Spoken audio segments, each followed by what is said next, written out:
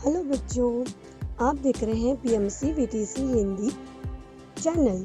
बच्चों, वीडियो देखने के बाद आपको क्या करना होगा यह मैं आपको बताती हूँ। बच्चों, आपको वीडियो देखने के बाद डिस्क्रिप्शन बॉक्स में इस वीडियो के घटक से संबंधित कुछ आसान प्रश्न दिए गए हैं, उन्हें आपको अपनी कॉपी में हल करना होगा। और साथ ही साथ में वीडियो की डिस्क्रिप्शन बॉक्स में वीडियो से संबंधित एक छोटा सा गूगल फॉर्म दिया गया है, जिसकी लिंक आपको दिया है। आप अपने मतों के द्वारा हमें बताइए कि आपको वीडियो कैसा लगा। और साथ ही में बच्चों, आपको पीएमसी वीटीसी हिंदी चैनल को लाइक एंड सब्सक्राइब करना बिल्कुल ना भूलें, जिससे कि आपको हमारे सभी नए वीडियो की जानकारी प्राप्त हो जाएगी।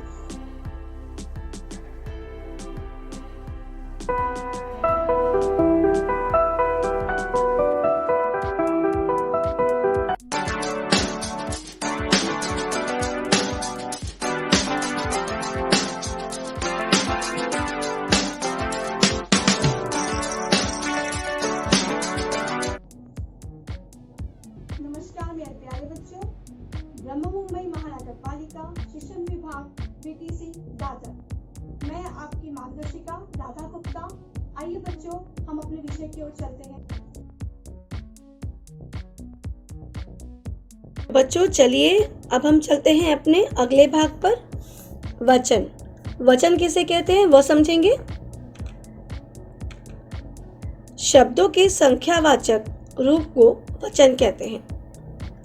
संज्ञा के जिस रूप में किसी व्यक्ति, वस्तु, स्थान ये एक या एक से अधिक होने का बोध हो, उसे वचन कहते हैं। तो बच्चों, हमने इसी वाक्य से समझ सकते हैं कि वचन क्या होता है। जो संख्या के रूप में, वाचक रूप में होता है, मतलब संख्या हो 1, 2, 3, 4, 5, 6, एक अनगिनत रूप में भी हो सकता है, मतलब वो या तो गिनत रूप में हो सकता है, बट हम उसे कहते हैं वचन। तो किस रूप में होगा और कितना होगा, उसे ही हम कहते हैं एक या एक से अधिक का जब हमें बोध हो जाता है, उसे हम कहते हैं वचन। लड़का भागता है, यहाँ पर 2 उदाहरण दिए हैं। लड़का भागता है, लड़के भागते हैं। इन दोनों वाक्यों में आप लोग ने देखा होगा कि जो पहला वाक्य है ऊपर का, वहाँ लड़का भागता है, मतलब वहाँ पर एक ही लड़का है जो कि भाग रहा है। हमें इस वाक्य के पढ़ने पर ही मालूम पड़ जाता है, मतलब ये कौन सा हुआ फिर, एक वचन है ना। लड़के भागते हैं। अब यहाँ इस वाक्य में हमें यही नहीं पता कि लड़के कितने भाग रहे हैं, मतलब क्या हो गया बच्चों, बहुवचन। तो इसी प्रकार से हम चलते हैं अपने वचनों के प्रकार में कि वचन कितने प्रकार के होते हैं। बच्चों, वचन के प्रकार होते हैं तो एक वचन और बहुवचन। तो एक वचन किसे कहते हैं वो समझते हैं। एक वचन संज्ञा के जिस रूप में एक व्यक्ति, वस्तु, प्राणी, पदार्थ आदि के होने का बोध हो या पता चलता है, उसे एक वचन कहते हैं। जैसे लड़का, गाय, सिपाही, घोड़ा, बच्चा, कपड़ा, माला, पुस्तक, स्त्री, टोपी, मोर आदि। तो बच्चों, हमने यहाँ देखा कि जो भी संज्ञा के रूप में एक ही व्यक्ति का हो या वस्तु का हो या प्राणी का हो, पदार्थ आदि के होने का बोध देता है, उसे ही हम एक वचन कहते हैं। अब समझते हैं बहुवचन कैसे कहते हैं। बहुवचन संज्ञा के जिस रूप में एक या अधिक वस्तु, प्राणी, पदार्थ आदि होने का बोध होता है या पता चलता है, उसे हम बहुवचन कहते हैं। जैसे कि लड़के, कपड़े, बच्चे, पुस्तकें, स्त्रियां, टोपियां, गाड़ियां, ठेले, नदियां आदि। तो बच्चों, हमने देखा यहाँ कि दोनों भी उदाहरणों में एक जगह पर लड़का लिखा है तो दूसरी जगह पे लड़के लिखे हैं। एक जगह पे बच्चा लिखा है तो दूसरी जगह पर बच्चे लिखे हैं। तो यहाँ हमें मालूम पड़ जाता है कि एक वचन मतलब किसी भी एक वस्तु व्यक्ति के लिए होता है, और बहुवचन मतलब उससे अधिक, एक से अधिक जब होते हैं तो उसे हम बहुवचन कहते हैं। तो चलिए बच्चों, अब इसके हम उदाहरण पढ़ते हैं।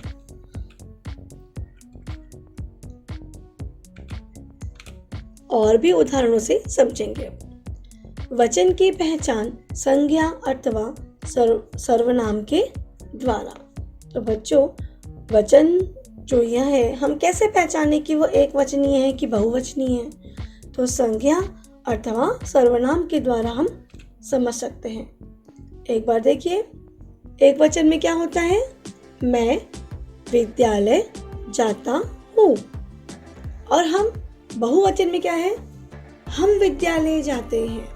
तो यहाँ देखो बच्चों, जो संज्ञा है मैं और हम, तो हम में क्या हो गया?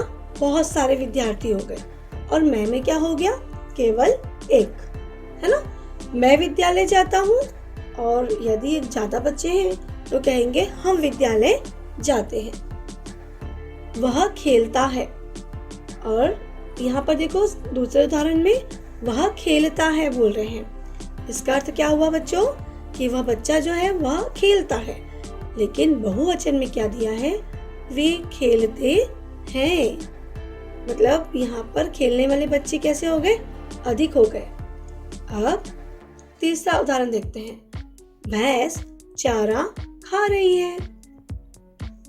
जो भैंस है वो क्या कर रही है? चारा खा रही है। अब ये कैसा वचन हो गया? यहाँ पर जो भैंस है वो अकेली है चारा खाने में। लेकिन बहुवचन में क्या है? भैंसे, भैंसे चारा खा रही है ना? आप लोग देख पा रहे हो ना? भैंसे चारा खा रही है। तो चलिए बच्चों, आगे समझते हैं। अभी हमने जो ये रूप देखा, यह संज्ञा और सर्वनाम के द्वारा हम वचन को पहचान रहे थे। हमारा अगला है क्रिया के द्वारा वचन की पहचान करना। अभी देखा था संज्ञा और सर्वनाम के द्वारा, और अब देखेंगे क्रिया के द्वारा। बालक भाग रहा है।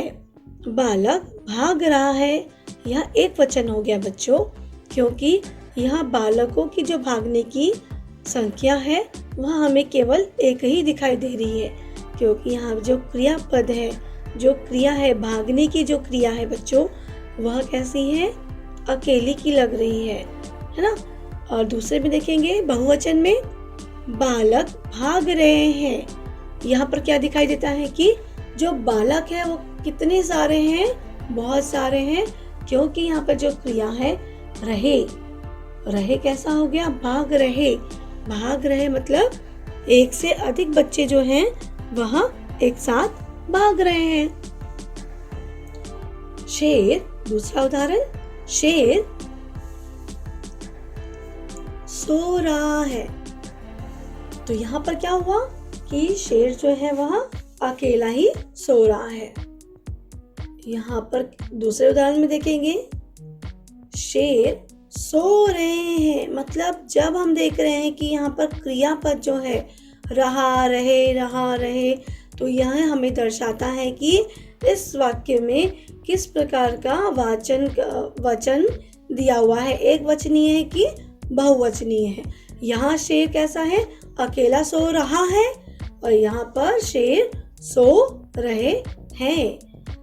उसका अगला उदाहरण पढ़ेंगे, लड़का गाना गा रहा है। यहाँ पर हम लोग समझ रहे थे कि लड़का जो है वो गाना अकेला ही गा रहा है। यह कैसा हो गया? एक वचनीय हो गया। अब हम बहुवचन में देखेंगे, लड़के गाना गा रहे हैं। हमने क्या देखा? लड़के गाना गा रहे हैं। तो यहाँ पर क्या हुआ? बहुवचन में एक से अधिक बच्चे जो हैं एक साथ गाना गा रहे हैं। इसीलिए इनकी जो क्रिया है उसमें हमें दिखाई पड़ता है कि वह एक से अधिक बच्चों के लिए है, तो जो कि बहुवचन में होता है। अब आगे पढ़ते हैं, कबूतर उड़ रहा है। कबूतर उड़ रहा है। तो बच्चों अभी हमने देखा कि यहाँ पर जो कबूतर है वो अकेला ही उड़ रहा है, तो यह कैसा वचन हो गया? एक वचन हो गया। और यदि बहुवचन में क्या लिखा हुआ है? कबूतर उड़ रहे हैं। इसका अर्थ क्या हो गया बच्चों? कि एक साथ जो कबूतर हैं वह बहुत सारे उड़ रहे हैं। तो एक वचन और बहुवचन किस प्रकार से हम लोग पहचान सकते हैं? क्रियापद के द्वारा भी, क्रिया से भी हम पहचान सकते हैं, सर्वनाम से पहचान सकते हैं, संज्ञा से पहचान सकते हैं, है ना? आप लोगों को इतना समझ में आया होगा। तो चलिए अब हम अगली अपनी आकारता पुल्लिंग शब्दों में आ के स्थान पर ए का प्रयोग किया जाता है। तो बच्चों क्या होता है कि हम लोग जब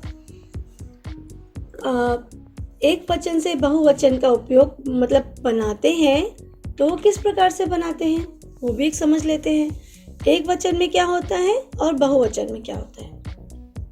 तो हमने यहाँ पर देखा जूता, पहला क्या लिखा है बच्चों?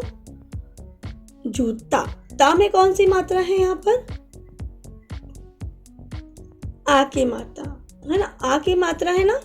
अभी आ की मात्रा एक वचन में होती है, परंतु यदि हम इसे ही बहुवचन में करते हैं तो यह क्या होता है?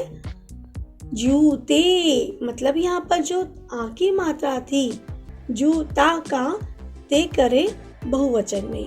आप लोग समझ पा रहे होंगे कि हमने क्या किया। जो आकारंता है, जो पुल्लिंग शब्द में आ का स्थान जो है वह हमने एक ही स्थान पे उसका प्रयोग कर देते हैं। मतलब जो आ की मात्रा है उसे हम एक की मात्रा पे बदल देते हैं, तब वह क्या बन जाता है? बहुवचन बन जाता है। तो यहाँ हम दूसरा उदाहरण देखेंगे, कपड़ा। तो कपड़ा यहाँ पर क्या हुआ? कपड़ा के ड़ा में आ की मात्रा लगी है और यदि हम उसे परिवर्तन करते हैं बहुवचन में तो क्या हो जाएगा? कपड़े, है ना। कपड़ा कपड़े, कमरा कमरे, केला। यदि हम केला बोल रहे हैं तो यह हो गया एक वचन और हमने बोले केले तो क्या हो गया बच्चों? वो बहुवचन। घोड़ा घोड़े, बेटा बेटे, मुर्गा मुर्गे, गधा गधे। तो बच्चों हमने देखा कि जो भी एक वचन को यदि हमें बदलना हो, है ना, उनके शब्द एक वचन के शब्द के अंत में आ की मात्रा लगी होती है तो हम उसे बदलते समय क्या कर देते हैं? ए की मात्रा कर देते हैं। तो ये तो आपके लिए बहुत आसान हो गया फिर, है ना। तो चलिए आगे चलते हैं। वचन बदल रहे हैं हम लोग। यहाँ पर कुछ शब्द ऐसे होते हैं जहाँ पर जो अभी हमने पढ़े उसका रूपांतर ऐसे ना होते हुए किस रूप में होगा देखेंगे। जैसे ताली, ताली का एक वचन यह हो गया, बहुवचन क्या होगा बच्चों? तालियां। गुरु का गुरुजन, खिलाड़ी खिलाड़ी, बच्चा बच्चे, नदी नदियां, नारी नारियां, सब्जी सब्जियां, मोर, मोर का देखो बच्चों वचन नहीं बदला, हम मोर को मोरे नहीं कहते, है ना।